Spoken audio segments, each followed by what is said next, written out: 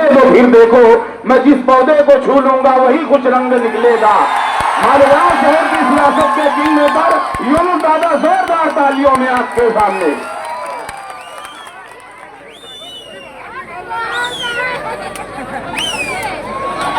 क्या बोले?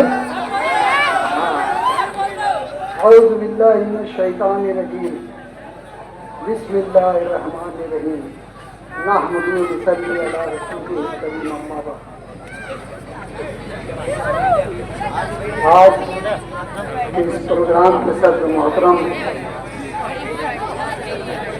स्टेज पर बैठे हुए तमाम मुअज़्ज़िज़ीन,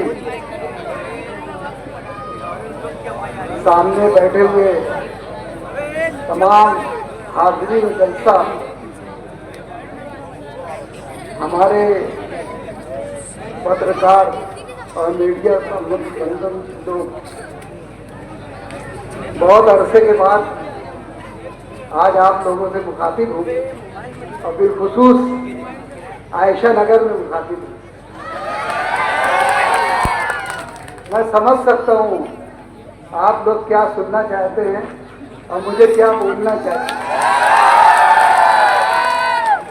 माफ करना, जरा आवाज में मेरे थोड़े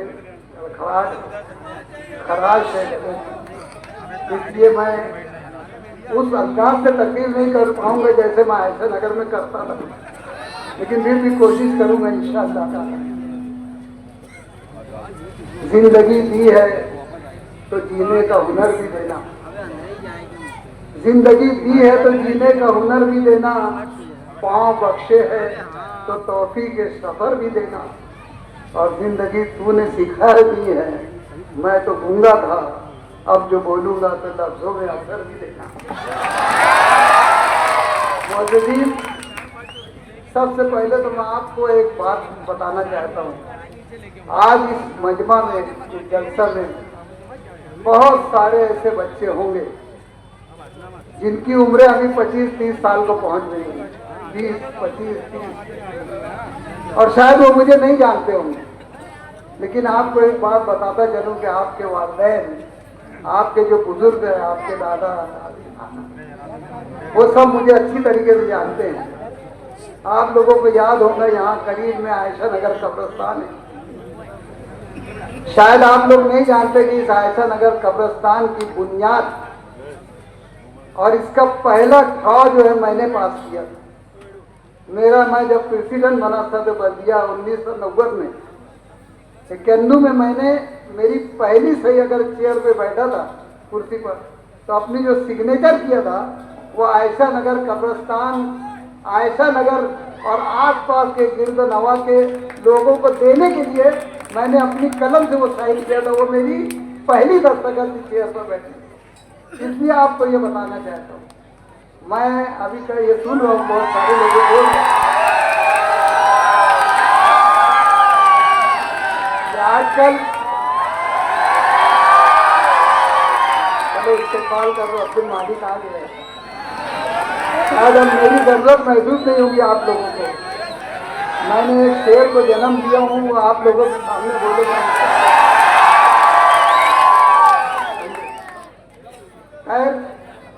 मैं आप लोगों को बताना चाहता हूँ कि हमने उस जमाने में ये सोचकर, जब इस कब्रिस्तान के वजूद की लड़ाई चल रही थी, मैं ये बात आप इसलिए बताना चाहता हूँ आपको कि आज जो जनता दल उस जमाने की और आज की समाजवादी पार्टी में निहाल अहमद साहब ने, ये पूरा महिला, पूरा एरिया जानता है कि जब ये आयशा नगर की पार्टी लगी थी यहाँ पर, तो इन्होंने उसको ठोकर मार दिया था, और आज वो आप लोगों के बीच में वोट मांगने आ रहे हैं। मैं आप लोगों से कुछ बातें बताना चाहता हूँ।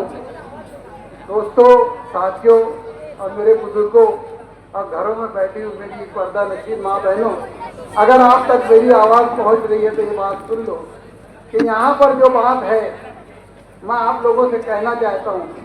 बहुत सारे लोगों को ये गलत फहमी थी हमारे बारे में। बहुत सारे ये लोग कहते थे कि जिस वक्त शेख रशीद का इंतकाल हुआ उस वक्त यूनुस दादा और यूनुस दादा के घराने के कोई लोग यहाँ नहीं आए, लेकिन शायद आप लोग नहीं जानते कि यहाँ पर आने के लिए खलील दादा और शेख रशीद की मस्जिद में आने के लिए हमको बाकायदा मना किया गया था, और बाकायदा मैयत में ऐसे खड़े रहकर ऐलान किया था जमींदारों ने कि वो घराना यहाँ पर नहीं चलेगा। इसमें ताज्जुब की बात है कि इनके यहाँ आज के उम्मीदवार, हमारी पार्टी के आज के उम्मीदवार मुफ्ती मोहब्बत इस्माइल कासमी साहब उनकी मैयत में जा सकते, उनको बुलाया जा सकता, लेकिन यूनुस ईसा खानवादे को नहीं बुलाया जा सकता। मैं ये बात जानबूझकर इसलिए बोल रहा हूँ कि इन लोगों के दिल में जो कपट, जलन, हसद जो हमारे खानवादे के बारे में है, वो मैं आप लोगों को बताना चाहता हूँ। मैं ये बात इसलिए भी बता देना चाहता हूँ कि इनको गांव में सब चलेगा, पूरे मालेगांव में हर किसी से, चाहे जितना इनका संगीन दोस्त और दुश्मन जो भी हो, वो इनको चल सकता है, सिर्फ यूनुस ईसा खानवादा इनको नहीं चलेगा। अब आप समझ सकते हैं कि यूनुस ईसा खानवादा क्यों नहीं चलेगा। उसकी वजह है कि इनके मुकाबले में मालेगांव शहर में, मैं अपने जोन में वो कोई पढ़ाई की बात नहीं कर रहा हूँ मैं, या कोई अपने डेंग नहीं हाँक रहा। मैं ये बात बोल रहा हूँ कि इस खानवादे के बारे में, जैसे आज आयशा नगर में मैं देखता हूँ कि अभी इलेक्शन का जमाना है, डर का माहौल है। ये आप लोगों से अपील कर रहे थे कि यार यहाँ सब आना चाहिए, हम लोग यहाँ पर वोट मांगने के लिए नहीं आना चाहिए। हमने उस वक्त तो ये बात कही थी कि हम तो जाएंगे भाई, आयशा नगर हमारा अपना इलाका है, हमारे अपने लोग हैं। यहाँ गली महलों में हर दूसरी तीसरी गली में मेरे रिश्तेदार रहते हैं। शायद इनको इस बात की खबर नहीं है, इनका कोई रिश्तेदार है कि नहीं है। इनके यहाँ सिर्फ एक रिश्ता है दादागिरी का, और वो दादागिरी के जरिए सबको डराते हैं। तो हमारा खानवादा इनसे हमेशा भिड़ जाता, इनसे भिड़ सकता, इनके मुकाबले में हम खड़े हो सकते, और हमारे खड़े होने पर शहर में एक हिम्मत का माहौल बनता, और वो हमारे पुष्ट पर आके खड़े हो जाते उनके सामने, चाहे जैसा मामला हो, चाहे जैसा वाक्य हो। इससे डर कर वो खौफजदा होकर चाहते हैं कि शहर में कोई भी पनप ले, कोई भी आ जाए, लेकिन यूनुस ईसा खानवादा इस शहर में ना बढ़े, ना पनपे, ना उनका कोई यानी सियासी इस्तेकामत, ना कोई उनका सियासी कद बढ़े। ये उनकी ख्वाहिश है। तो दोस्तों, मैं आपको ये बात बताना चाहता हूँ कि ये लोगों का माजी क्या है, आप लोग अच्छी तरीके से जानते हैं। ये बार बार शेख आसिफ अपनी तकरीरों में एक बात बहुत बोलते हैं। वो ऐसा बोलता है कि हमारे खानदान में बता दो कोई लड़ाका है क्या, किसी ने झगड़ा करा गया, किसी को हाथ लगाया गया, किसी को मारा गया, किसी को दादागिरी करा गया, किसी पर कटर चलाया गया, किसी पे हमला किया गया, किसी पे पिस्तौल उठाया गया। ये बात हमेशा बोलते हैं, और उसमें एक बात वो खास तौर से बोलते हैं कि बता दो मेरे ऊपर कोई ऐसा रिकॉर्ड है कि पुलिस में एक सादा एनसी भी मेरे ऊपर नहीं। तेरे ऊपर कहाँ करेंगे, तेरे ऊपर कहाँ करेंगे? तू तो सीधे साधे जो तेरे खानदान के लोग हैं उनको ही तू इस्तेमाल कर लेता, और इस्तेमाल करने में तू यहाँ तक नहीं चूकता कि तूने अपने बाप को भी सियासत में इस्तेमाल कर दिया, तूने अपने चचा को भी सियासत में इस्तेमाल कर दिया। और मैं तो आज बढ़कर एक बात बोलता हूँ कि अगर इनकी वजह, इनकी मौत की असल वजह अगर तलाश करेंगे, मौत और जिंदगी देने वाला अल्लाह ताला है, लेकिन इसके पसे पर्दा, इसके पसे पर्दा अगर कोई निकलेगा तो वो शेख आसिफ की गंदी जहनियत और जहरीली जहनियत निकलेगी कि उसने अपने वालिदैन को, वालिद को सियासत के अंदर इस्तेमाल किया। ये खुद आगे कभी नहीं आता, ये कभी नहीं आता। जब तक इसका चचा जिंदा था, इसके चचे के कंधे पर बंदूक रखकर ये सब चीज करता था। उसका बाप जिंदा था, उसके बाप के सहारे झगड़े करता था। ये कभी खुद कहीं भी एक झगड़ा होने दो, ये इतनी दूर निकल कर चले जाएंगे, कहीं आपको दिखाई भी नहीं देगा। ये मैं एक बात दावे से बोलता हूँ, इनके अंदर कोई हिम्मत उम्मत है नहीं, ये सिर्फ लगा सकते हैं, और लगाने के लिए भी उन्होंने एक नया अरवा करा। इनका माजी जो है, इनके बाप दादा, इनके बाप जो थे, यानी वो क्या करते थे, शेख आसिफ क्या करता था, एक अल्टरबाज, पूरा गांव उसको अल्टरबाज के नाम से आता था। आज वो मरूम हो गए, लेकिन मैं ये बताता हूँ कि उस जमाने में इन्होंने अल्टरबाजों का एक गैंग जमा किया था। जब भी ये गुंडागर्दी करते थे, जब भी ये लोगों को मारते थे, जब भी ये चापड़ तलवार निकाल लेते थे, और ये बोलते कि हमारे खानदान में कोई करता नहीं। और वही अल्टरबाजों का गैंग आगे चलकर धीरे धीरे कन्वर्ट होते हुए आज नशाबाजों की गेम में बदलते। आज उस जमाने में इतना नशा आम नहीं था, लेकिन आज तो नशा की ऐसी ऐसी अभियान निकल गई, ऐसी ऐसी चीजें, नशा और चीजें आ गई कि उनके नाम लेना भी मुझे समझ नहीं आता कि क्या क्या नाम लेंगे। आज आप देख लो कि ये जो है इन तमाम लोगों को, यहाँ के नौजवान बच्चों को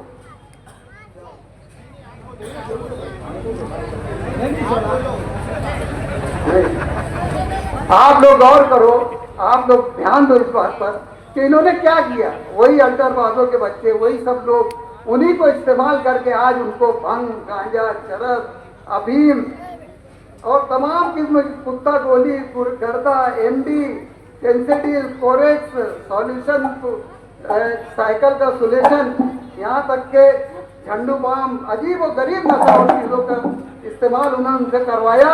और इस तरीके से आज वो इन तमाम नशा और चीज़ों के जरिए आज उन लोगों का है ना मिजाज माफ हो गया, उनके जहन माफ हो गए। आप गौर करो उन माँ बाप को, उन माँ बाप की हालतों पर गौर करो जिनके बच्चे नशा और चीज़ों में गिरफ्तार है। आपको यकीन नहीं आएगा, यहाँ से आयशा नगर से खानवादा मेरे घर आया, खानवादा मैं नहीं बोलूँगा, एक माँ आई थी, उसकी बहू को लेकर उसके बेटे के बारे में शिकायत करने आई थी मेरे पास। वो 15-20 दिन से चक्कर मार रही थी मेरे घर का, और वो अब्दुल मालिक को पूछती थी कि अब्दुल मालिक कहाँ है। मैंने उनको बताया कि अब्दुल मालिक अभी नहीं मिल सकेगा। आखिर उसने 15-16 दिन मैंने उससे पूछ लिया कि भाई तू बोलना क्या चाहती। वो पर्दापोश खातून थी, उसकी बहू भी पर्दे में थी। उसने जब मुझे बोली कि तुम कौन हो उसके, तो मैं बोला मैं उसके अप्पा हूँ। तो फिर उसने भाई ने मुझे बैठ कर मैंने घर में लाया, तो उसने मुझे बताई कि मेरा बेटा एक जमाने से नशा की बीमारी में मुब्तला हो गया और वो हर तरीके का नशा करता। बोले मैं इस्लामपुरे के पक्के मकान में रहती थी, मैं अच्छे घर की बहू बेटी हूँ बोले, लेकिन हमने इसके नशा की बदौलत हमारा पूरा घर, अपना मकान, अपनी तमाम चीज़ें बेच डाली है। और आज हम ऐसे नौबत आ गई कि हम यहाँ एक झोपड़ा, एक घर लेके यहाँ रह रहे। अब मेरा बच्चा ये बोलता है, जब नशे का करने के लिए उसकी यानी तबीयत में वो हो जाती बेचैनी, तो वो बोलता है ये बेच डालो, वो बेच डालो। घर के सामान बेचते बेचते मैंने सब बेच डाली। मैं बोला भाई तो ये बोला, और बोले ये मेरी बहू है, बोले ये मेरे साथ रहती अकेली, ये और मैं बेवा हूँ बोले, और ये मेरी बहू है बोले, मैं इसके साथ रहती हूँ बोले। और भैया ईमानदारी से हम लोग एकदम परेशान हो गए। पुलिस स्टेशन में जब जमा कराया जाता तो पुलिस उनको छोड़ देती कि इनको क्या 2 फटके मारेंगे कि ये लटक गया तो क्या हमारे ऊपर क्या हो जाएंगे। ये डर के पुलिस उनको मारती नहीं, पुलिस उनको भिजा देती। वो परेशान हो गई, उसने मोहल्ले के लोगों से बोली और लोगों से जब मैं बोला इतनी दूर से तू यहाँ कैसे चले, बोले मैंने सबको बोल के देखी। बोला भाई तू चाहती क्या है। उसने मुझसे ऐसा बोला कि ये मेरी बहू जो है ना भैया ये बाहर गाँव की है, मैंने नांदेड़ से ये बहू लाई। बोले मालेगांव में कोई मुझे बच्ची देता नहीं था, बोले मैंने नांदेड़ से बहू लाई। ये बहू जो लाई ये यतीम बच्ची है, इसके माँ है ना बाप है बोले, कुछ नहीं, आज ये 2 बच्चे की माँ हो गई है। अब ये बच्ची को बोले मैं कहाँ ले लेके फिरूँ, कहाँ लेकर जाऊँ बोले। आज वो घर में हमको भी मारता था। मतलब तुम चाहती क्या। बोले मैं ये चाहती भैया कि मालिक को बोल के इसको कोई डॉक्टर के यहाँ या फिर पागल खाने में एडमिट कर दे। मैं तो बोले माँ हो के, बोले अल्लाह जानता, बोले मैं माँ हो के ऐसा चाहती ना कि मेरा ये बेटा मर जाए। अल्लाह जानता उसकी दर्द, उसकी तड़प देख के मैं ये हो गया कि यार ये क्या है। मैं ये बोलना चाहता हूँ कि ये जो सब चीज़ें हैं, ये जो नशा और चीज़ें बिकती है, चलती है, करती है, तो यहाँ ये इतने नौजवान लोग हैं, इतने सब कुछ है।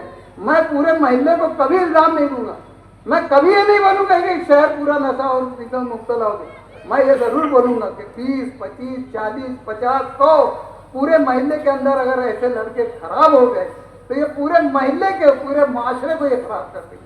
और मैं ये देखता कि यह मोहल्ले 10,000 लोगों का मोहल्ला, यहाँ पर ये इनको कुछ बोलता क्यों नहीं। ठीक है नशा हो रहा है तो तुम जो पूरे गांव में दादागिरी का ढिढोरा पीटते फिरते, तुम जो गांव में पूरी बंदूकें दंदनाते फिरते, तुम शायद ये भूल जाते कि यार ये नशा के जो लोग तबाह हो रहे, जो मर रहे, इनको क्यों नहीं तुम रोकते, इनको क्यों नहीं मना करते। इनके तो माँ बाप भी चाहते कि तुम इनके साथ कुछ अच्छा, तुम इसके साथ ऐसा सलूक करो कि ये नशे वगैरह से बचे। इतनी बड़ी बात उठाने का मतलब मैं सिर्फ इस अहमियत को उजागर करना चाहता कि ये मैं एक माँ की कहानी नहीं सुना रहा, एक बहन की कहानी नहीं सुना रहा, एक सास या एक दादी या किसी अम्मा की कहानी नहीं सुना रहा। ये मैं एक पूरे माशरे की माँओं की कहानी सुना रहा, पूरे मोहल्ले की माँ बहनों की कहानी सुना रहा, ये पूरी उनकी औरतों की कहानी सुना रहा, बच्चों की कहानी सुना रहा। आज मैं आपको एक बात और बताता चलूँ, शायद लोग नहीं बोल सकते होंगे, मैं बोलता हूँ जिस वक्त तो मुफ्ती इस्माइल कासमी साहब यहाँ पड़ोस में दौरा कर रहे थे, आप लोगों ने सुना होगा कि कुछ लोगों ने उनको घेर लिया था। वो शायद लस्सन वाला खानदान था, ऐसा मुझे बताया गया, मुझे मालूम नहीं, लेकिन मुझे बताया गया क्योंकि वो ये बोलते थे कि यार तुमने 12 नवंबर के मामले में अज्जू लस्सन वाले को गिरफ्तार करवा दिया, मुफ्ती इस्माइल कासमी साहब।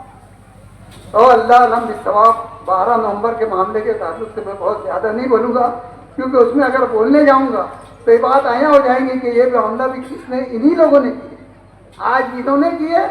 और मुस्तकिल डिग्निटी जो अपने आप को बहुत बताता मुझे कानून और दबदबा और ये सब, ये मामले में ये दोनों उसमें मुलविस थे।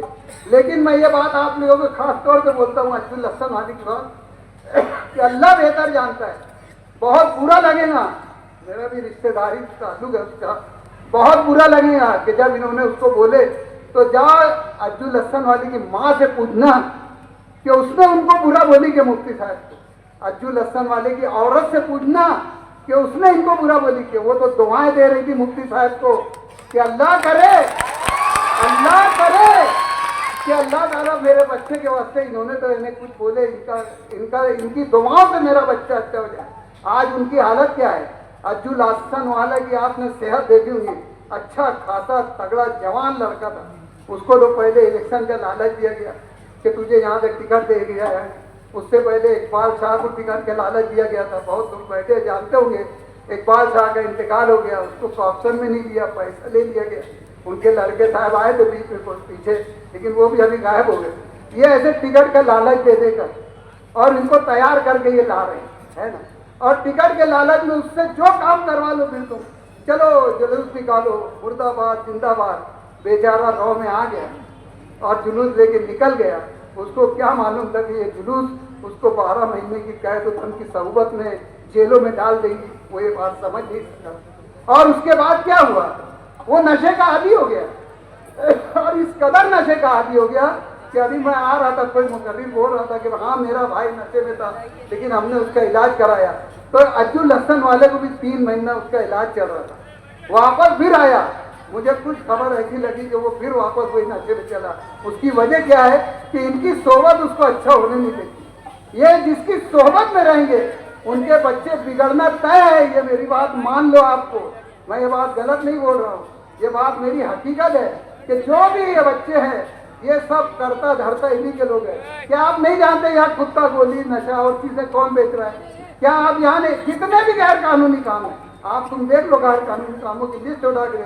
यहाँ पर कोई अगर केस का धंधा करना चाहा, अगर रिक्शा वगैरह में कोई गरीब ने सोचा कि मैं ये कारोबार करूँ तो ये उसके ऊपर काबूज हो जाते हैं, या अगर वो धंधा उससे चीज। यहाँ अगर किसी ने कोई नई चीज लाया कि मैं ये धंधा करना चाहता, ये करते।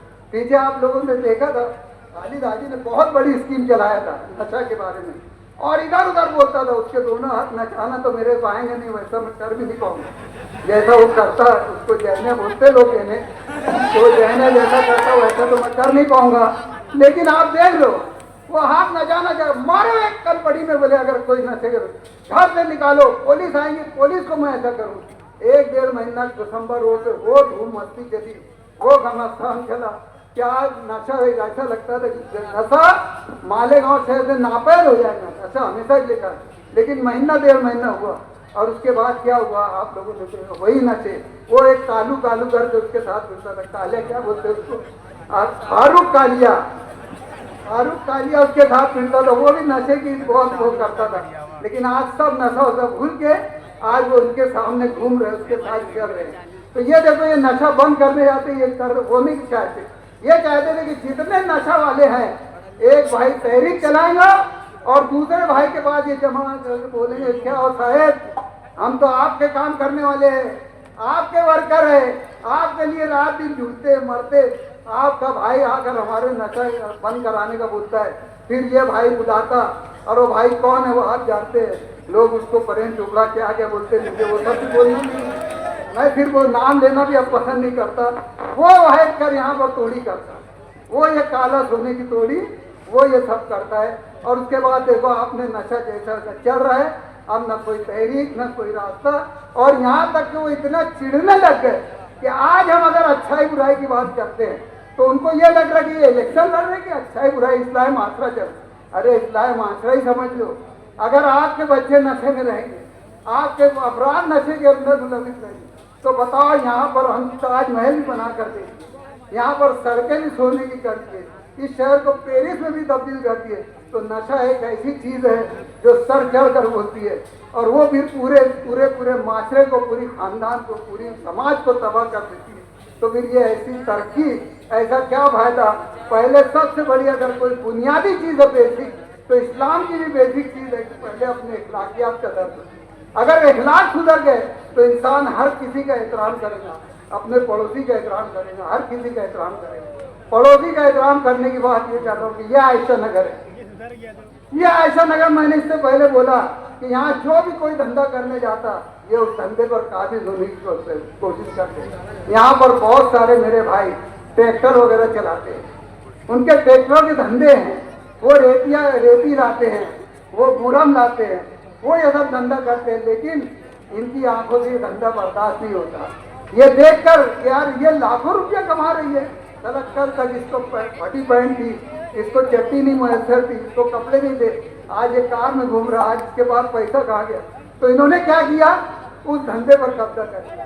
इनके लड़के, घरों के लड़के, ये जो मंसूर जेल में बंद है, वो अकरम, कोई इब्राहिम, कोई ये ऐसे लड़के, ये ऐसे लोगों को मारते चलते लोग, ये बंदूक की प्रैक्टिस करते गोलियों से, क्या मार के देखो इसको क्या होता। ये बोलते हमारे घर में कोई बंदूक, कोई चापड़, कोई छुरी नहीं चलाता।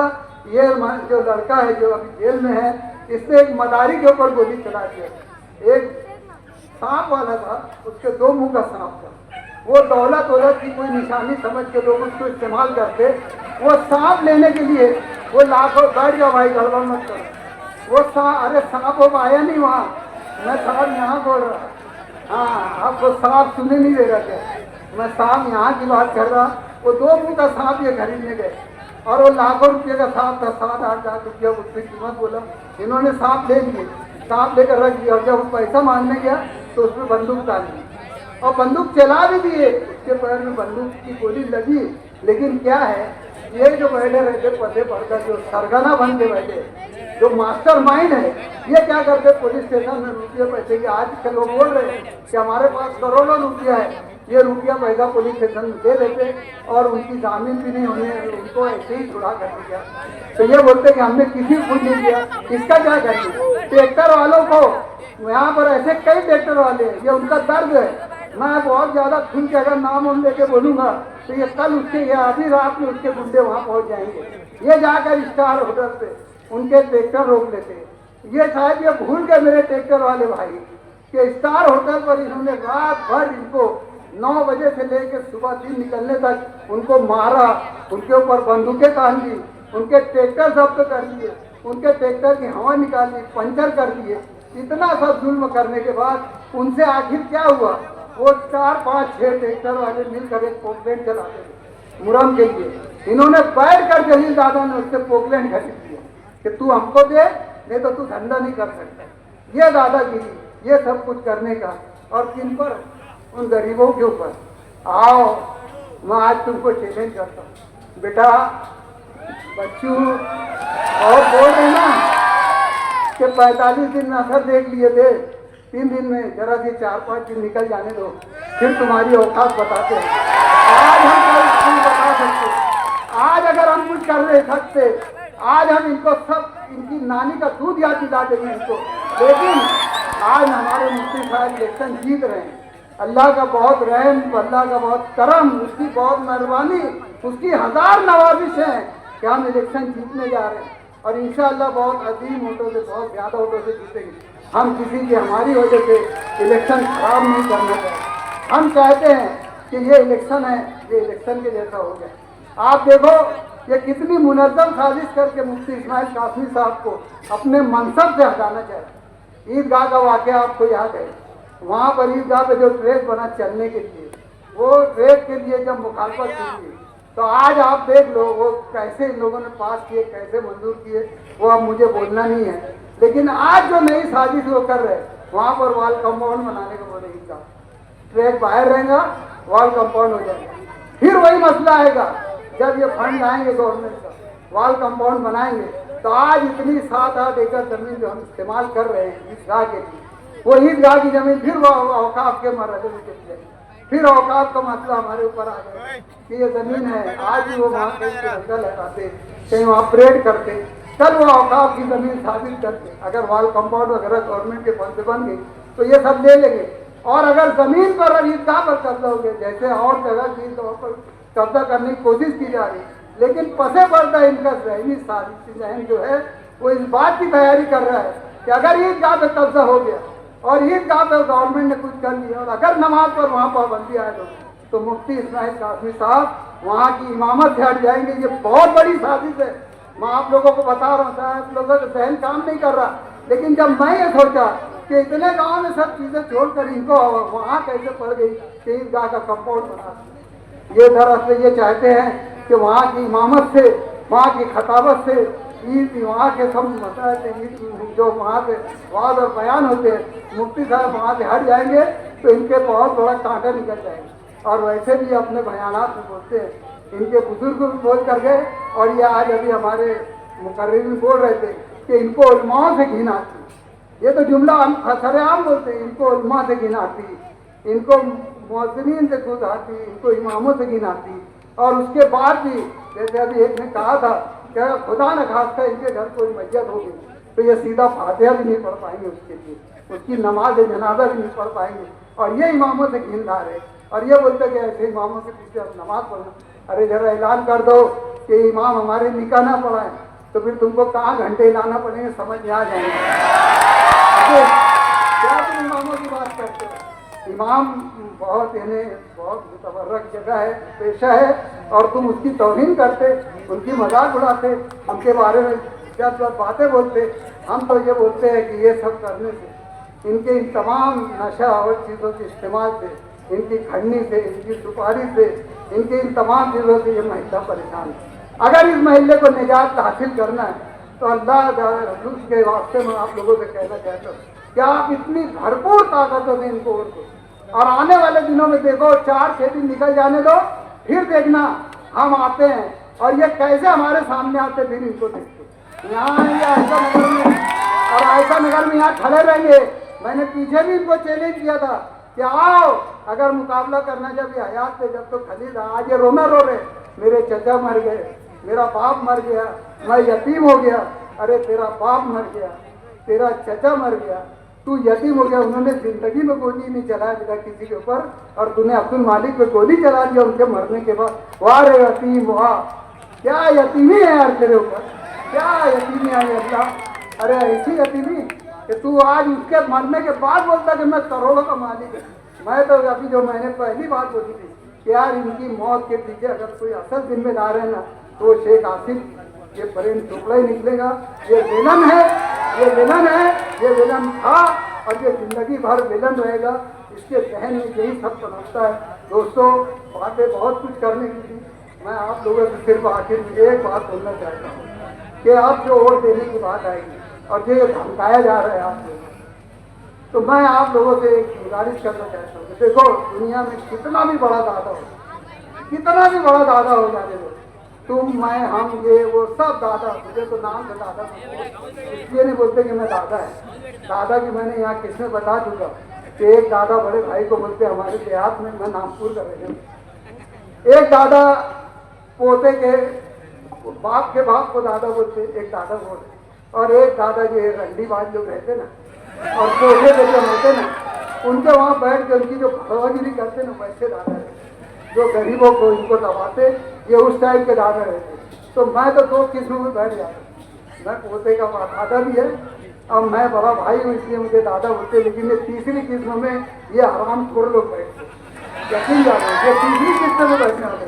मैं इतनी सख्त बात बोल रहा हूँ, मुझे लगेगा कि मुझे कुछ जो बोलेंगे तुझे ऐसा नहीं बोलना है, लेकिन मैं उम्र के 75वें साल में चल रहा हूँ और मेरा चैलेंज है, बेटा वक्त आने दे, तूने जो किया है ना, तेरा हिसाब सूद समेत लौटाऊंगा इंशाअल्लाह। मैं बोल रहा हूँ, मैं यूनुस ईसा ऐलान कर रहा हूँ कि तेरा हिसाब सूद समेत नहीं लौटाऊंगा बेटा। सूद हराम है और तुझे हरामी चीज लौटा के दूंगा। अब आखिर में एक बात बोलता हूँ मैं दादाओं के दादा, कितने भी बड़े दादा रहने दो, जब आपको वोट देने जाना है, जब आप वोट देने जाएंगे। मैं ऐसा समझता कि दुनिया में इससे बड़ा दादा कोई नहीं रहेगा जो वोटर रहे। जब वो वोट देने जाएगा तो वो जहाँ वोट देने जाएगा बैलेट बॉक्स में, बताओ उससे बड़ा दादा कौन रहे? उसको कौन देखने वाला है? कौन दादा आएगा तलवार लेकर? कौन दादा आएगा बंदूकें लेकर? कौन दादा आएगा उसको एक कम से छुरी और चपरा के लेकर? कौन आएगा तुम मुझे बताओ। तो वहां पर वो अकेला रहेगा, वो अकेला दादा रहेगा। इसलिए आप उस वहां पर जाकर लीडर और बेबाकी के साथ अपना वोट डालिए, पतंग निशान पर वोट डालिए। मुफ्ती मोहम्मद इस्माइल कासमी का ये निशान है 20 नवंबर को होने वाले इलेक्शन में। मैं बातें और बोलना चाहता था, जैसे अभी हमारे पेशवर लोगों ने बोले कि 40,000 वोटें इन्होंने कटवा दिए, तो मैं उन 40,000 वोटों वालों से फिर बोलना चाहता हूँ कि आपकी वोटें इंशाल्लाह वापस आ गई होंगी। आप इतनी ताकत से इनके खिलाफ वोट दो। वो 40,000 वोट कटी ना, वो इनके खिलाफ वोट दो और बहुत शिद्दत और ताकत के साथ इनका वोट दो और कोशिश करो वो वोट कैसे दी जाएंगी। मैं सुना इन लोगों ने भी 30-40,000 वोटें बढ़ाई है, बढ़ाने दो। आप अपने वार्डों में 10% वोट बढ़ा लो, अगर 70 होती है तो 80% कर लो। इंशाअल्लाह ताला पतंग आसमानों में उठती रहेगी और कोई इनको उतार नहीं पाएगा, कोई उतार नहीं पाएगा। इसी दुआ के साथ मैं मुफ्ती इस्माइल कासमी की सेहत के लिए भी दुआ करता हूँ। अल्लाह ताला उनकी सेहत करे, उनको सेहत कामदा आजिला दे। और इन्हीं दुआओं और कलमात के साथ अपनी बात खत्म करता हूँ और उनके लिए एक शेर बोलता हूँ कि तुम लिए बात मुखालिफ से तू घबराना। औकाब अल्लामा इकबाल ने मुसलमानों के लिए इस्तेमाल किया। औकाब शाहीन को बोलते, सिकड़े को बोलते, हमारे यहाँ बास को बोलते। तो तुम लिए बात मुखालिफ से तू घबराना औकाब, ये तो चलती है तुझे ऊंचा उड़ाने के लिए। वाह दावाना।